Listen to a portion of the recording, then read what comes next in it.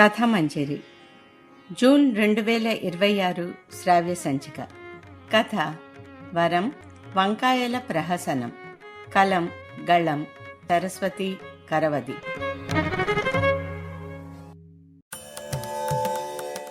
సుందరం, మనం సరైన వంకాయ కూర తిని అన్నాళ్ళయిందో కదా.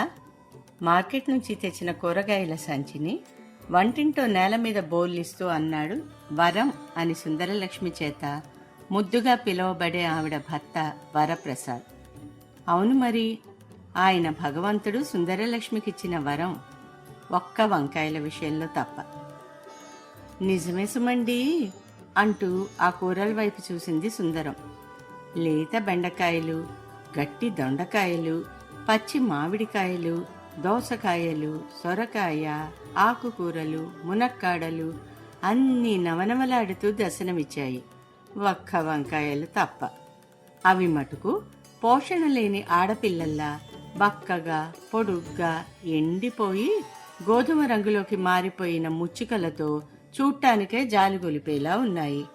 అయ్యో రామా, ఈ ముదనష్టపు వంకాయల్ని ఎందుకు తెచ్చారు వరం? ఆక్రోశించింది సుందరం. చచ్చినాడి పెళ్లికి వచ్చిందే కట్నమని ఈ ఊళ్ళో వంకాయలు దొరకటమే అరుదు.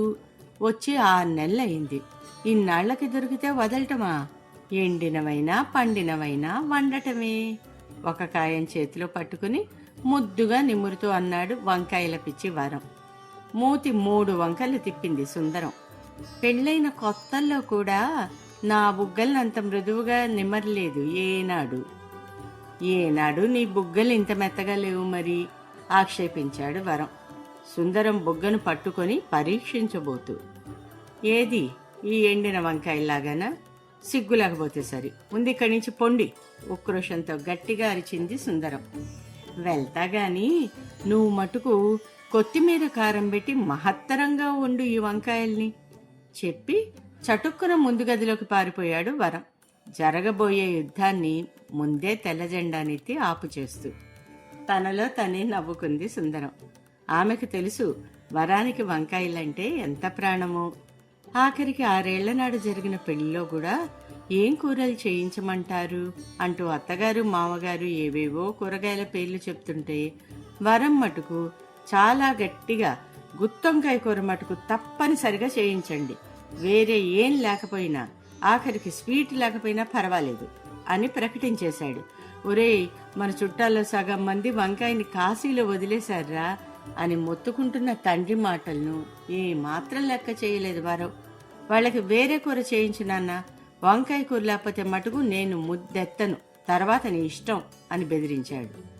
ఆఖరికి అలక పాన్పు మీద ఏం కావాలి బాబు అని మామగారు భయపడుతూ అడిగితే నవనవలాడే వంకాయలు, అల్లం పచ్చిమిర్చి దట్టించి కూర వండించి పెట్టండి అని అడిగిన పిచ్చి మానవుడు వరం. ఆ దెబ్బతో అత్తగారింటికి ఏ పండక్కి వరం వెళ్ళినా వంకాయ కూర తప్పనిసరి. కొత్త బట్టలు పెట్టకపోయినా ఏమీ అనుకోడమ్మా మా అల్లుడు, వంకాయ కూర వండకపోతే మటుకు మొహం మార్చుకుంటాడు అని అత్తగారు ఇరుగు పొరుగుతో చెప్పుకునేది. మా అల్లుడు బంగారం, ఒక్క వంకాయలు తప్ప మరేం అడగడు. మామగారికి ఇంతకంటే మంచి అల్లుడు ఎక్కడ దొరుకుతాడు అని బతుకున్నన్నాళ్ళు పొగిడి ఆ పైన పొగడ పూలదండ వేయించుకున్నాడు మామగారు. ఇక సుందరలక్ష్మి తమ్ముడైతే మాయాబజార్లో ఘటోత్కచుడు అన్ని రకాల వంటలు నిమిషంలో మాయం చేసినట్లు మా బావగారు వంకాయ కూర చేస్తే ఎన్ని కిలోల కూరనైనా మని ఊది పారేస్తారే అంటూ సుందరలక్ష్మిని ఈనాటికి ఏడిపిస్తుంటాడు. అంతదాకా ఎందుకు, సుందరలక్ష్మిని ఆ అమ్మాయి సుగుణాలని సౌందర్యాన్ని విని కని వెంటపడి పెళ్ళాడా వరం.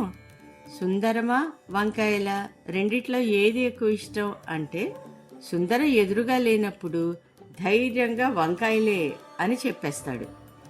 అయితే సుందరం ఎదురుగా ఉంటే మటుకు ఆ జవాబు సుందరం వండిన వంకాయలుగా మార్చాల్సి వస్తుందనుకోండి, అది వేరే విషయం. అటువంటి వరానికి కొత్తగా బదిలీ అయి వచ్చిన ప్రదేశంలో వంకాయలు దొరకపోవటం ఎంత మానసిక వ్యధో మీరే చెప్పండి. ఒకవేళ దొరకటం అంటూ జరిగితే ఇదిగో ఇలానే ఎండినవో పండినవో పుచ్చువో చచ్చువో అవి ఎలాంటివైనా కొనకుండా మానటం అసలు ఎలా కుదురుతుంది? అందున వరానికి అవి పుచ్చు వంకాయలైనా సరే వాటిలో బాగున్న భాగాల్ని వేరు చేసి వండి పెట్టక తప్పట్లేదు సుందరానికి.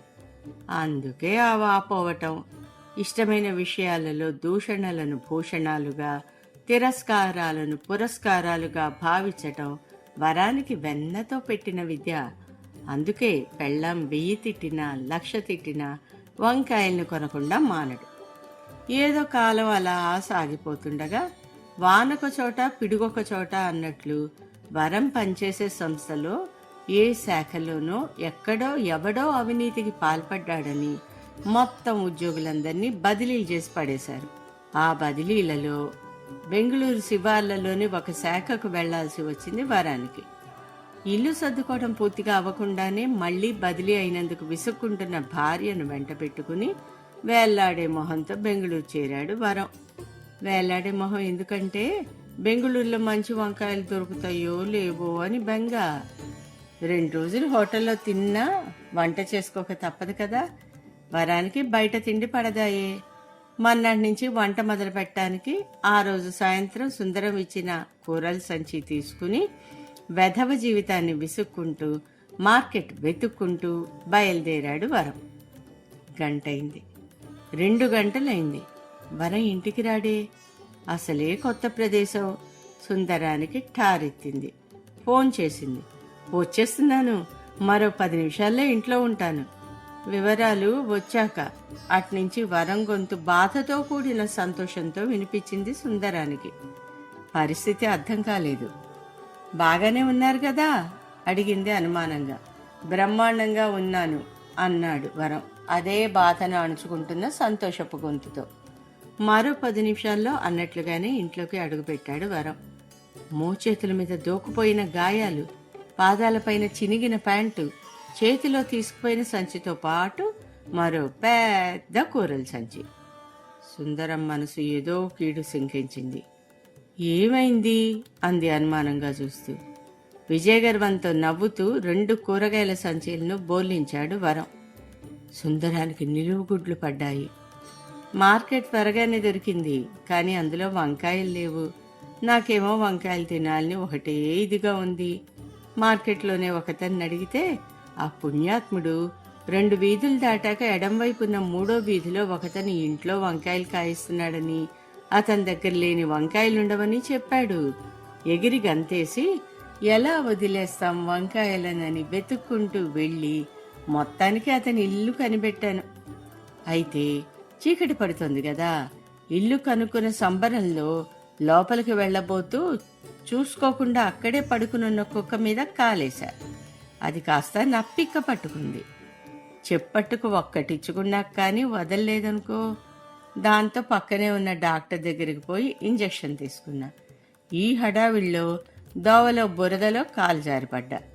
ఈ చిన్న చిన్న దెబ్బలదేముందిలే గాని మొత్తానికి భలే వంకాయలు సాధించా. గుక్క తిప్పుకోకుండా అతను చెప్పింది వింటూ గుడ్లు తిప్పుకుంటూ నేల మీద పొడుగాటివి పెద్ద కడప బాంబు రకం వంకాయలు, మామూలు వంకాయలు గుండ్రటివి పొడుగువి, మసాలా కూరకి పనికొచ్చే పొట్టి వంకాయలు, 6 రకాల వంకాయలు ఒక్కోటి కిలో చొప్పున వంటిల్లంతా పడిదొల్లుతున్నాయి. నివ్వెరపోయి తన వంక చూసిన భార్యామణిని పళ్ళికిలించి నవ్వుతూ చూస్తూ అన్నాడు వరం. వారానికి సరిపడా కూరలు తెచ్చా. కథామంజరి జూన్ 2026 శ్రావ్య సంచిక. కథ వరం వంకాయల ప్రహసనం. కలం గళం సరస్వతి కరవది.